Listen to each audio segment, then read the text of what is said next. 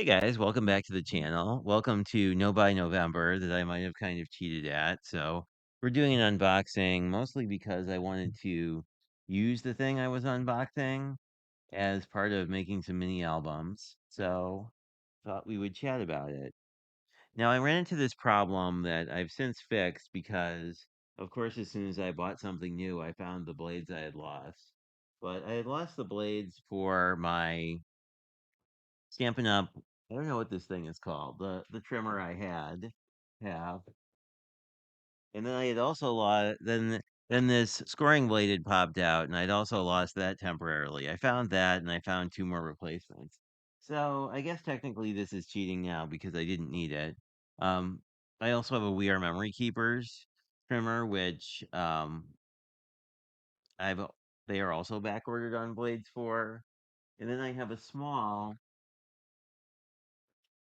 So I have this small Tonic Studios guillotine trimmer, and I wanted to get a bigger guillotine trimmer with a decent ruler on it.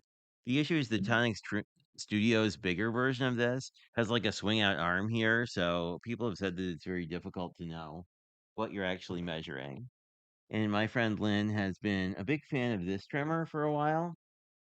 This will this be upside? This might be I don't think this will be upside down.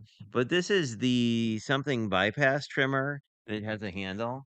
What is it called? It's called a bypass trimmer. I'm not sure why it's called a bypass trimmer, but that is the name of it. It's basically a big guillotine trimmer, and it was actually cheaper than buying replacement brand blades from Stampin' Up, which seems insane, but Stampin' Up likes to charge you a lot of money in shipping, so FYI, friend. Um, so I generally think that they are better off when they have their free shipping sales, which happen fairly frequently. But I was curious how this would fit on my desk. And it's kind of big, but not as this. Oh, I hope I didn't just jiggle the camera, but this isn't as big as you'd think it would be. Like I have extra room here and I would probably actually move my scissors and my glue out of the way. I would probably shift this down, right? Because then I have more working room here. Um, it does have a safety of some sort, so you have to kind of pull the blade out to get it out of the safety. So it seems like when you have it by the handle, it's going to be pretty straightforward. And there's some pretty nice measurements, both in centimeters and inches. But let's grab this is just a random piece of leftover pattern paper from something. Now, how easy is this to measure? Very, because we have our quarter inch. I like when their quarter inches are all the way down. And if we were dealing with a larger piece, we would have measurements here and here, which is kind of a nice feature. I don't see. Oh, I can grab a piece of cardstock here quick. Not really a seasonally appropriate color anymore, but if you were measuring something like this, there is a hand guard here, which is nice. But here you can basically know that you're straight all the way down. And if you did need to measure, I don't usually need to, but like if for some reason it was more convenient to measure here, you can get all the same measurements. This goes all the way out to 12 inches, and then it's 15 inches, I believe, in this direction. So this is 8.5 by 11. So yeah, we can measure 211. Knocked one thing on the ground. Let's use a scrap. I'm curious. Yeah, this is not wasting any good paper. Now, if I was working on a smaller panel, could I do it? Probably, but I would probably try a smaller trimmer. But let's see how this cuts. It should cut perfectly, and it did. Um, Sometimes with the Stampin' Up! Trimmer, what'll happen is the blade will actually push paper down, so it'll curl this edge. This feels the same in both directions on the piece I cut off, and the same here. We have a pretty nice cut. Guess the question is, could I do sort of a more diagonal cut? Because sometimes I'll do that to line things up if you're like my ring or whatnot. And that cut looked like it was just fine. This is a very sharp blade. That is perhaps the one downside to the guillotines is that let me grab one here quick. Um, Something like this guy, like you really the blade is only here, right? So you're not quite as much uh, potentially at risk. I do like that this you sort of it's self locks when you're whoops, not easily with one hand, but like it's pretty easy to lock when you're not using it, so that does to my mind keep it a bit safer. And this is very light, which is nice. This the glue is in my way, which is less nice, but so this whole thing will sit on my desk and basically sits in frame. I don't usually cut paper on camera, obviously, because it gets kind of boring, but if I wanted to even this up, I can do that. So by default, this will sort of catch here if you have it open, and then all you have to do is just pull it out a little bit and go from there.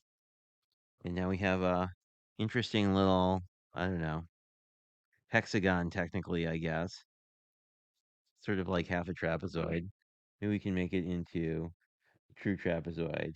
Now this is a one potential issue, which is we did pretty well with that. Um, like most of these guillotine trimmers, there is a guard on here. So if you were cutting smaller things, the guard kind of gets in the way. So I would say, and that's true of the smaller one too. So like if you see this Sonic Studios one, like it can be trickier to cut very thin amounts. So you wind up kind of having to do reverse math, if that makes sense. Like the one nice thing about these is that you have this measurements on the other side. So if you need to cut a half an inch strip, it's fairly straightforward. Here you'd basically have to say, okay, I know my paper is, I don't know, let's say this one, right? If I wanted a quarter inch off of this, I'd say I know this paper is 8.5, so I'd have to put it in and say, well, I need this to be at 8 1/4, so that I can get a quarter inch off. So I do that, and then I would have a quarter inch strip that I could then craft with. But I think that's the only downside. Again, very nice cut. Not that I wouldn't expect it to be because it's new. Um, so I guess we'll see in a while how this holds up. The Tonic Studios one I've had since I started crafting and is still cutting perfectly. So I suspect that will be the same here. But just wanted to sort of share with you my oopsie. Maybe it was violating the no buy thing, but I don't know. I'm pretty impressed with how this looks, and I like that it's really light and the I got rid of a trimmer of this size at one point just because it didn't have enough measurements, and these look like they're very clear. The black makes it very easy to read, so I like that. Um,